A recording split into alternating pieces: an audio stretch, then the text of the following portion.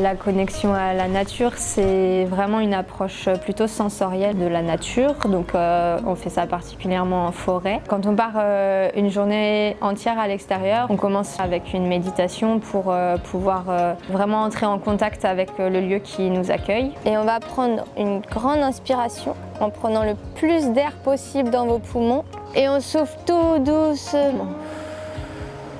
Garde tes mains sur tes genoux. Et concentre-toi sur tes oreilles. Imagine que tu as des oreilles de chouette ou des oreilles de lapin. Qu'est-ce que tu entends autour de toi? Montre avec tes doigts où est-ce que tu entends des oiseaux. Touche le sol. Est-ce qu'il est humide? Est-ce qu'il est froid? Est-ce qu'il est dur ou est-ce qu'il est mou? Il y avait beaucoup de calme et j'aimais bien sentir les rayons sur mon visage. J'ai entendu 3, 4, 5 oiseaux. J'ai vu qu'il y avait beaucoup plus de vers que la dernière fois et que ça avait poussé. On enchaîne avec du jeu libre pour que les enfants puissent appréhender le milieu dans lequel ils sont de manière plus expérimentale.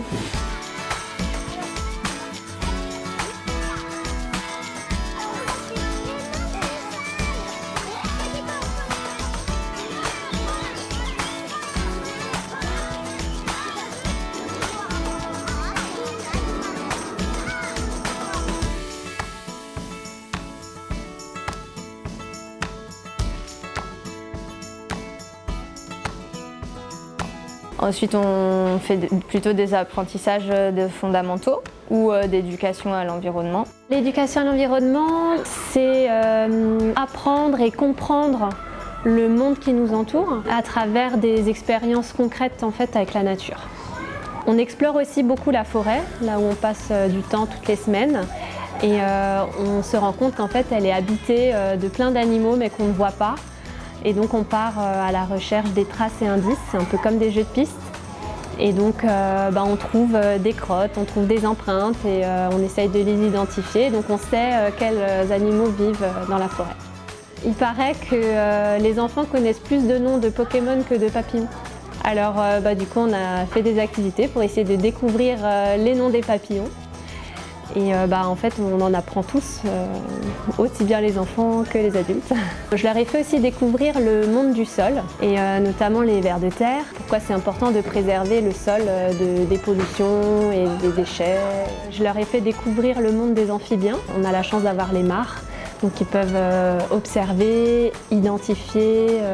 Là, le fait de vivre l'expérience, ça va ancrer les apprentissages. Ce qu'on espère, c'est qu'en connaissant en fait, le monde qui les entoure, la nature, ils vont prendre conscience que c'est important de préserver cet environnement. Que sans cet environnement-là, c'est toute l'humanité qui est en jeu, enfin, en péril. Et donc on espère que ça va les amener à faire des actions en faveur de la protection de la planète. On a le moment de l'arbre ami, qu'on appelle aussi le seed spot. C'est un moment important pour la connexion à la nature. Donc c'est un moment où on va demander à l'enfant de s'asseoir près d'un arbre qu'il a choisi et d'utiliser ses 5 sens pour se connecter le plus possible à ce qui se passe autour de lui et comprendre ce que la nature fait quand lui n'agit pas.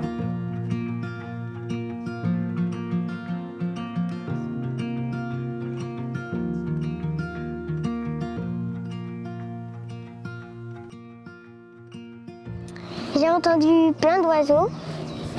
Il y en a que j'ai pas pu reconnaître. J'ai regardé la mousse sur mon arbre et je l'ai touchée. Et j'ai de la gratitude pour la forêt. Plus t'es dehors, plus t'aimes la nature.